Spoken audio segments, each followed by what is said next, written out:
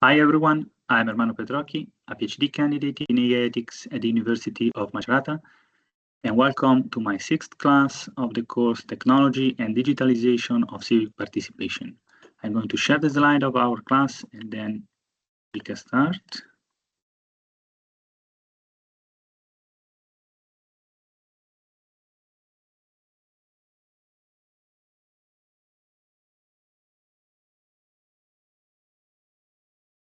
All right.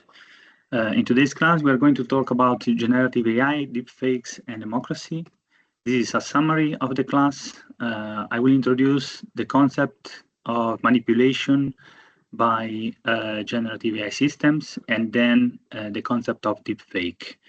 There is a relationship, because there is a relationship between deepfakes and manipulation, but the type of manipulation exerted by deepfakes is of a specific type. It is of the epistemic type, and so we will try to define this kind of epistemic manipulation.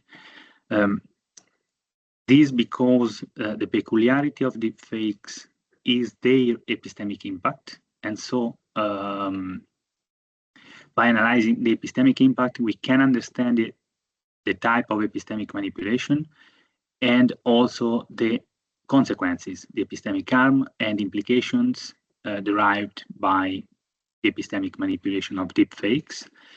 And in this class, we will also introduce a normative framework important to counter the harm and the implications of epistemic manipulation. And this framework is virtue ethics. We will, of course, try to identify some challenges of this of the application of this normative framework to deepfakes manipulation, and we will see some possible responses. And before concluding, we will try to outline some possible policy recommendations to counter the problem of epistemic manipulation. So, generative AI manipulativeness. What is manipulation by GenAI systems? GenAI systems, firstly, are computational techniques capable of generating new, meaningful content such as text, images, or audio from training data. And GenAI systems, such as chatbots, virtual assistants, content generators, are able to engage in convincing interactions by learning from large amount of data of linguistic, cognitive types, and also from emotional patterns. So GenAI systems' capacity to tailor their output to user vulnerabilities makes them powerful and potentially problematic tools of influence, capable of exploiting our cognitive biases and shaping our people's beliefs and behaviors.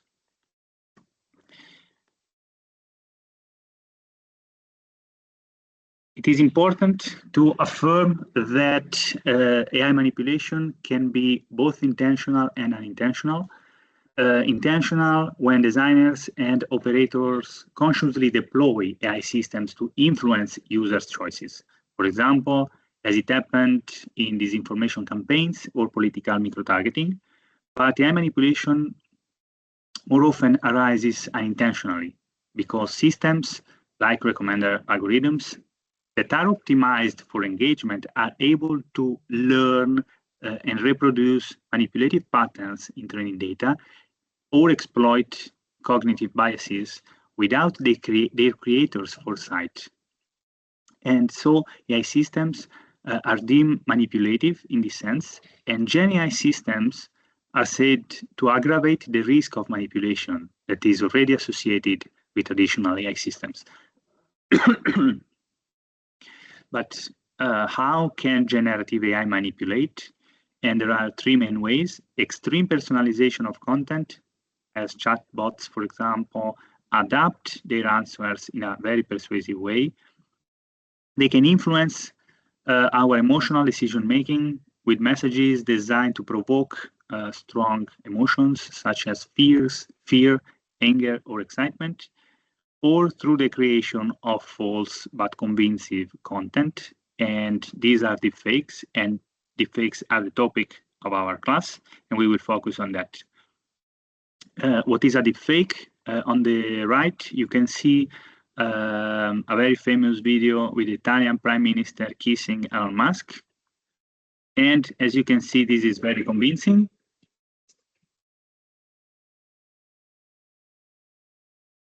But it really seems true, but of course it never happened. And a deepfake is a completely artificial but extremely realistic audiovisual content. So a deepfake is a video where a person seems to behave, to speak in a certain way, although that behavior never actually occurred. And so these contents are problematic because they can appear authentic even to expert viewers. It's just the context that make a deepfake recognizable. For example, this video of the Italian Prime Minister kissing Elon Musk, it is detectable as a deepfake because just if we know the context and if we know that this was very unlikely. Deepfakes in this sense represent an unprecedented challenge to truth, knowledge, and democracy. I define deepfake as a GenAI application, but to be fair, we need to affirm that deepfakes can be created, can be crafted also with classical deep learning techniques, such as generative adversarial networks or autoencoders. But nowadays, this deepfake term is associated with GenAI systems because the term deepfake is broadly used to describe any synthetic content that simulates in a realistic way people, objects, or events. And in this way, recalls the meaning of GenAI. And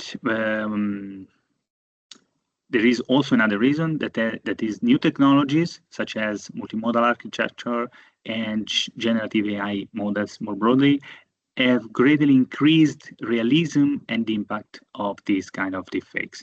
And so in this sense, the term deepfake fits squarely within the GenAI definition. And this precisely because of their increasing realism and effectiveness that deepfakes use constantly grows, making critical reflection on the spread even more urgent. So fake news, classical fake news, their credibility depends on the perceived reliability of sources, and deepfakes breaks this relationship between the fake news and the source. Deepfakes are direct kind of manipulation that are designed to look authentic without a trustworthy source. So in this sense, deepfakes can be considered a deceptive kind of manipulation, a deceptive form of manipulation aimed at influencing viewers' behavior that operate covertly and that influence without revealing the falsity of the content itself. However, this definition is not enough. I consider that this is not enough because it considers manipulative only those deepfakes created for malicious purposes, while non-manipulative those created for legitimate uses, such as educational or historical reconstruction. We can imagine, I don't know, a recording, a video recording representing an historical event that has not been recorded, created for educational purposes. And that will not be manipulative because that will not be deceptive.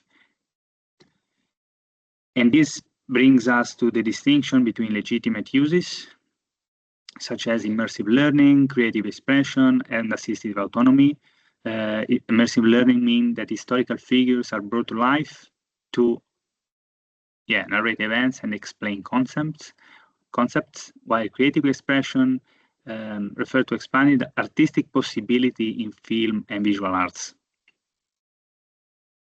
While assistive autonomy refers to restoring the voices of people with diseases such as ALS through custom synthetic voice reconstruction. And these cannot be considered manipulative uses of deepfakes. And so so not deceptive uses, and so not manipulative deepfakes. While on the other hand, we have illegitimate uses in which deepfakes become dangerous when used to violate rights, to disrupt democratic processes, to undermine trust in media and public institutions, and encourage harmful behavior through disinformation and malicious intent. So from this distinction between illegitimate and legitimate uses, it follows that deepfakes for malicious purposes bear deceptive intentions, while those for legitimate purposes are beneficial. And so only those deceptive ones are manipulative. However, I think that this distinction is not necessarily true, and we will see why. But before that, we need to understand what the concept of manipulation means. Because if we want to define manipulation, deepfake, as manipulative, we need to understand the concept of manipulation. And this concept, the problem is that extremely complex and multifaceted. And it has been, many theories have been proposed in the literature trying to define the concept of manipulation. However, none of these theories is able to describe manipulation in its entirety in a universal way without falling victims of counterexample. And so we need to accept that manipulation today is not definable in a universal way, but we can use the different theories to analyze the different aspects of manipulative practices. And this is a classification of the theories proposed to date. There are the outcome-based views, the process-based views, and norm-based views. The first one focuses on the harmful effects of manipulation, such as the most debated is violation of autonomy, because manipulation might entail a violation of autonomy. The process-based views focuses on the process and describe manipulation as an influence that acts behind the back of the manipulee. There are two important distinctions, two important accounts within these process-based views, and the first one is describe manipulation as an influence that exploits cognitive biases and emotional vulnerabilities. So manipulation is a covert type of influence, and the second account refers to manipulation as an influence aimed at bypassing the rationality of the manipulee.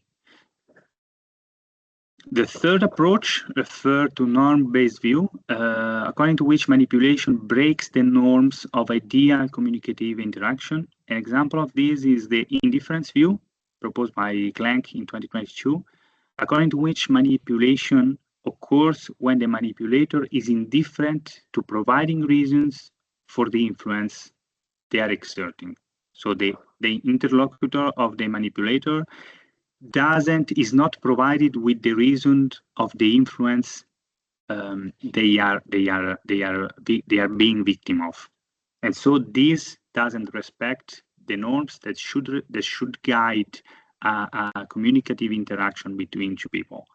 In this sense, it can be defined manipulative. The outcome-based views are not very considered recently. Have not been considered recently because after the nudging way, after the way of the theory of nudging, we understood that an influence can increase our autonomy while still being manipulative. And so they are not very, very, very considered, but they are important to understand the effect of manipulative influence. And I think that they are important to understand the difference also between malicious and beneficial uses of deepfakes, because deepfakes calls this classification into question. because according to this theory, only those deepfakes created for malicious purposes can be considered manipulative, while those created for educational purposes or legitimate purposes are just beneficial.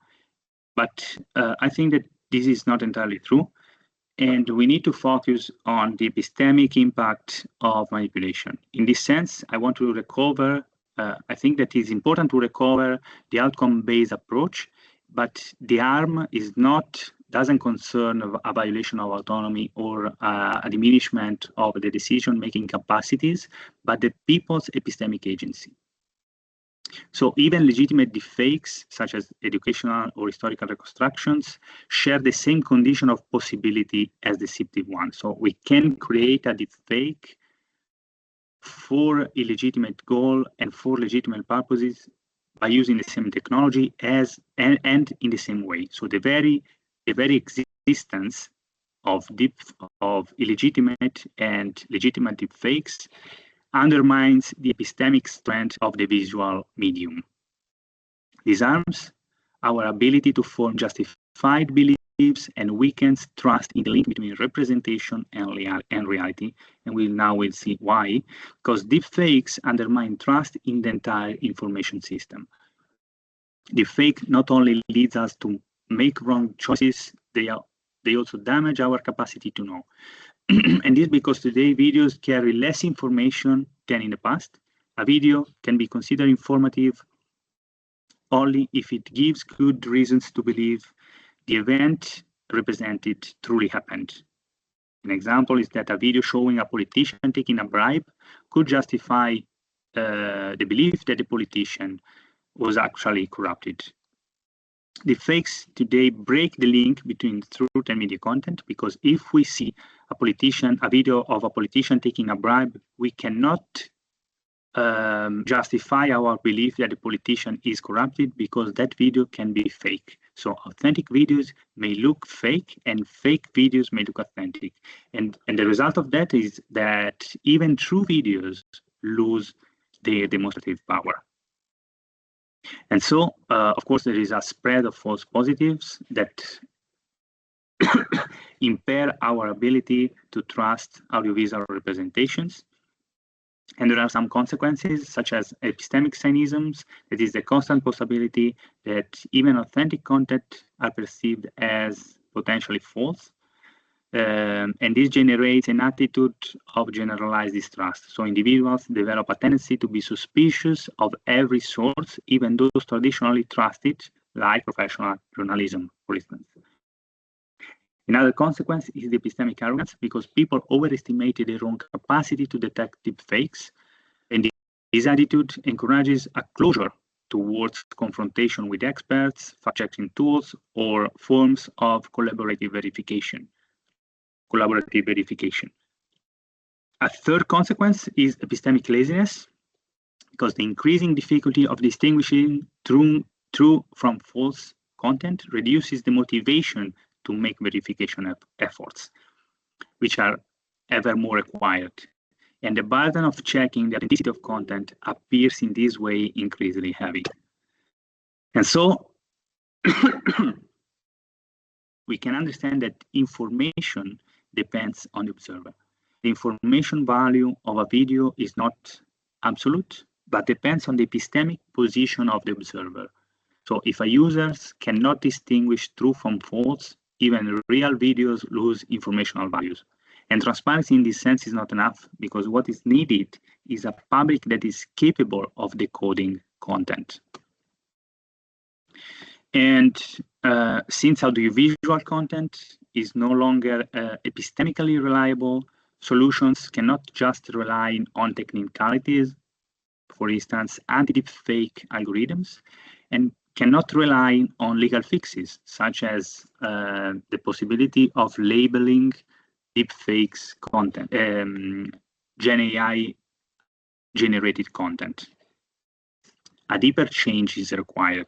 We need to form epistemically prepared users capable of healthy doubt, seeking confirmation, distinguishing probable from plausible, and recognizing manipulation signals. And this brings us to our normative framework, that is virtue ethics. And virtue ethics, we can distinguish virtue ethics from deontology, that is the definition of rules and utilitarianisms that is based on the evaluation of consequences. Virtue ethics instead asks what kind of people we want to become, which traits should we cultivate, and so virtue ethics represents a subject-centered approach. Moral virtues must be cultivated in individuals, and this is important because by being a subject-centered approach, it can be applied to the problem of epistemic manipulation exerted by deepfake. Because as we saw, the informational value of a video depends on the epistemic position of the observer, and so by focusing on the subject, virtue ethics represent an important normative framework to understand to assess the impact of GenAI generated content on society and on user, and to identify some possible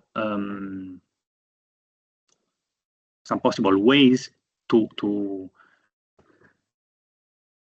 counter the epistemic manipulation of deepfakes. And the first that applied virtue ethics to the AI debate was Valor in 2016, who identified some technomoral virtues as the virtues required by the new digital world and that are designed to make those who interact with AI systems virtuous. Might be designers, developers, users, or other people. So virtue ethics, according to Valor, offers a strategy for self-cultivation of technomoral wisdom. That is a general condition of moral competence that generally expresses and synthesizes all the other technomoral virtues, and thus so for the realization of the highest human good. So virtue ethics can be applied to AI, as I said, and this application can take different forms. Some approaches, such as Valor, focus on the cultivation of moral virtues in human agents who design, use, and interact with technology. Others, scholars instead, by contrast, promoted a by-design perspective that is aimed at developing artificial agents capable of exhibiting virtuous traits. And these by-design approaches are also important to understand the relationship between philosophical normative approaches and AI systems. And in 2021, Science introduced the concept of artificial phronesis. It is a kind of artificial wisdom that relates to the possibility for artificial agents to develop a computable form of practical wisdom. So processing such a capacity would enable these intelligent systems to act context sensitively, to evaluate moral action in light of specific circumstances, and to adapt general rules to particular situations. This in turn would make them potentially comparable to moral agents. Others by design approaches refers to Stensecker theory, who theorized the idea of making virtues, to think of virtues as dispositional qualities of artificial agents. Or another approach is that one proposed by Farina and colleagues that proposed an analogous perspective by focusing on how artificial systems can develop virtues in human agents, and they make the example of a robot that prevents an elderly diabetic from eating sweets. And virtue ethics suggests that considering the context is important. So a small transgression can support psychological well-being. So in this way, the robot does not impose a virtue, but rather supports relational and moral conditions, fostering the development of prudence, moderation, and personal responsibility. But who should be who should be virtuous is an important question. Of course, designers and developers must cultivate virtues for a virtue ethics by design, but good design comes from critical judgment, prudence, and ethical intentionality. And users are equally crucial in this sense, because citizens must become virtuous epistemic agents. They should be critical, reflective, and resistant to manipulation. And so the user is a subject that is too often ignored in the AI ethics debate. The user is the one who uses and interprets information. So true defense against deepfakes manipulations requires more than just an automatic filtering. It requires epistemic resistance, and this capacity must be cultivated over time through virtues such as epistemic modesty, intellectual honesty, critical curiosity, and openness to disagreement. So in this sense, by integrative valors perspective with other approaches typical of virtue epistemology, I think that it is possible to identify some moral and epistemic virtues necessary to foster resistance to the manipulation of deepfake technology. And these are epistemic modesty, intellectual honesty, critical curiosity, and openness to disagreement. These are all epistemic virtues that allow for open the intellectual capacity of people. For example, recognizing the limits of one's knowledge, or maintaining a constant commitment to the truth, exercising sane doubt, and so a search for plausible justifications, and knowing how to dialogue with those with opposing views without prejudicial closure. And this is important if we consider what we discussed in previous class about echo chambers and epistemic bubbles. So this capacity, this openness to disagreement is a virtue that must be cultivated also in relation to the effects of AI systems in our society. And so there are also two moral virtues, such as respect, means recognizing the legitimacy of others as participants in the public reasoning, and so treating their arguments carefully and fairly regardless of disagreement. And the other one is prudence, which refers to the ability to make ethical judgments in complex and changing contexts, such as technological ones. And this this is important because with its focus on character formation, virtue ethics represent a profound alternative to the passive users paradigm too often present in the AI ethics debate. And it invites us to rethink resistance to manipulation not as a reactive process, but as a proactive capacity. So the ability to remain reliable cognitive agents even in the presence of sophisticated, deceptive, AI-based content. So while technological tools can mitigate some immediate effects of manipulation, they cannot replace the human capacity to judge, reflect, and interpret critically. These are defensive but not transformative tools. They can act on the symptom and not on the cause. And moreover, the illusion that technical solution or regulation are sufficient just contributes to lowering the user's vigilance threshold, and it makes them more dependent and diminishes their capacity for critical engagement. So this understanding of virtue ethics as a response to epistemic manipulation exerted by deepfakes allow us to understand the importance of focusing on the user perspective in the AI debate. And so, who should be virtuous? In our era in which reliable sources, as we know, are not enough, distrust is endemic, polarization is growing, virtue ethics provides an answer for evaluating information responsibly, considering diverse perspectives, and strengthening trust, tolerance, and dialogue. And lastly, for resisting epistemic vices. as we saw, cynicism, arrogance, and laziness. And virtue ethics allow us to really understand the value of shifting the focus from technical automatism to character formation, and from passive users to epistemically resilient citizens. There are some challenges of this approach, because there is the risk of using virtues merely as tools, the cultural ambiguity, which kind of virtues, who decides which virtues, and the idealism, because some think that it's not realistic to expect that the average user can become a virtuous epistemic agent in an overloaded information environment. And to respond to these critics, we should consider virtues just as an end in themselves, and not just as tools.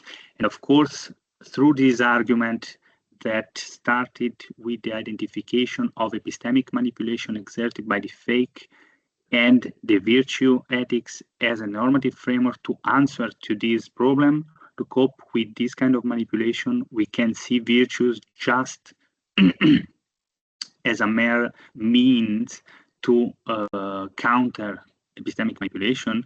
But as we saw in the last few slides, virtue ethics entail a change of the allow first to focus on the user perspective, and the second, a change of the user, not as a passive individual, but as a proactive citizens. And so this argument of this class is important because it's just an application. It's just a case study to understand the importance of focusing on the user perspective. But of course, virtues should be something that are not just something to counter epistemic manipulation, but something to make the user a citizen that actively engaged in a correct way with artificial intelligence. And the cultural ambiguity criticism can be overcome by focusing on epistemic and civic virtues with cross-cultural consensus. We need to investigate, we need to create teams with different perspective, with different ethnic and cultural origins, to find the kind of virtues that are good for any kind of person. And the third criticism is that virtues, of course, should be cultivated gradually. We should think in the long run, because if we want to change the passive users in an active citizens, of course, this is a process that should look to the future and not to the present. And from that, we can derive some policy recommendations that are important to understand also the practical feasibility of this approach. And the first one is educating for dialogue and deliberation. In a polarized, media-driven society, the ability to engage with diverse viewpoints, argue respectfully, and revise one's belief is essential for democratic cohesion and cognitive health. And so we need some policy actions, introducing deliberative workshops in school and civic centers, for example, promoting structured dialogue practices such as Socratic debates and circle times, and pilot citizens' assemblies and moderated digital deliberation platforms. The goal of this policy recommendation is to foster epistemic and moral virtues such as active listening, intellectual honesty, respecting forbidden views, and openness to revision. So if knowledge is technologically mediated, then education must equip citizens to engage with technology in constructive ways. The second recommendation is developing digital civic capabilities. Of course, many citizens lack effective strategies to assess the credibility of online sources, and this is a problem, but the solution is promote what is called civic online reasoning, such as lateral reading to cross-check source online. And policy action in this sense should integrate civic online reasoning into school university curricula with hands-on exercises offer workshops and digital toolkits for adults in civic centers, libraries, and public media. So foster also the formation of these civic centers and include it in digital literacy courses for migrants, seniors, and vulnerable populations. The goal is to promote critical curiosity, prudent source evaluation, and empowerment in navigating digital environments. The third recommendation stems from the problem of cognitive biases that can distort judgment and increase vulnerability to misinformation and manipulation. And the policy action refers to add modules on cognitive biases to educational curricula for secondary and tertiary school also. Develop interactive digital tools such as apps, games, quizzes to identify personal biases and to make people aware of these biases. And launch public campaigns with daily examples of common biases in real-life contexts. The goal is to cultivate epistemic humility, awareness of mental blind spots, and deeper reflection on personal beliefs. So educating citizens to recognize their own mental shortcuts improves their resistance to manipulation and fosters democratic responsibility. The first recommendation refers to implementing inoculation strategies. There are three kinds of inoculation. Technical inoculation, where the first kind of technical inoculation, teaches users to detect red flags, implemented via video games, online quizzes, or interactive modules. The second type of inoculation uses realistic stories to illustrate manipulation dynamics, and in this sense promotes critical thinking and cognitive empathy by showing real-world consequences.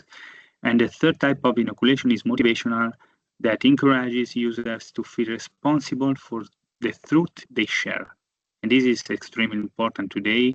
And tools for that are peer-to-peer campaigns, symbolic rewards, and community engagement. And we see how in all these recommendations, the engagement of the population, the engagement of citizens that are capable of understanding the technology and are aware of the implication that the technology has on society and on their life, can help to build a new awareness-based society and, of course, sane and more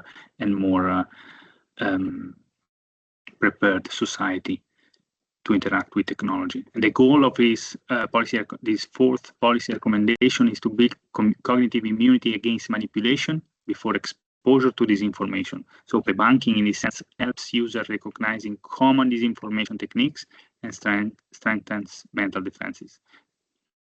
The goal is to promote epistemic vigilance, intellectual humility, and active resistance to manipulation. We have a fifth policy recommendation that refers to the effective valorization of truth. The core idea is knowing what is true might not be enough, so citizens must also care about the truth. The goal is to cultivate a shared emotional commitment to truth, respect for truth as public good, and intellectual honesty as a moral and civic value. So those truth-seeking becomes not just rational, but relational and motivational. And the conclusion, we arrive at the conclusion that is that the threat of deepfakes and GenAI-generated content is not just epistemic. It's not just technical, but it is epistemic. Deepfakes do more than deceive. They erode the very conditions of knowledge in democratic society. By destabilizing trust in audiovisual evidence, they undermine the ability to discern truth from falsehood, the health of public discourse, and the epistemic integrity of citizens. And so we need a paradigm shift. The users must not be seen as a passive target of disinformation, but as an active knower capable of moral discernment, critical resistance, and epistemic resilience. And in this sense, virtue ethics plays an important role because it provides a practical compass for navigating a world of synthetic realities. Virtue ethics allows the foster of epistemic and moral character of individual, which is essential for responsible doubt, truth-seeking, and democratic deliberation. So the real question is not only how can we detect deepfake, how can we stop deepfake to be spread, but how can we remain truthful agents in a world of artificial truths. And so I want to leave you with 3 final questions, as also in the other classes. The first one is, why is relying on unethical principles problematic in AI governance? What is the key challenge in regulating AI globally? And who should ideally be involved in designing ethical AI systems? And this is a list of selected references that are extremely important for the argument of this class. I mentioned the Don Follis. I mentioned the Don Follis paper, The Epistemic Threat of Deepfakes, that is extremely important to understand the concept of deepfakes manipulation as something of the epistemic kind. So I hope that you understood in this class how, by analyzing deepfake influence, we can understand how important is focusing on the epistemic impact that the content or the AI and GenAI generated content can have on people, and then the importance on focusing on people and the importance on focusing on fostering more prepared, epistemic and cognitive prepared citizens and person for our society. So I hope this is all clear, and see you to the next class. Thank you.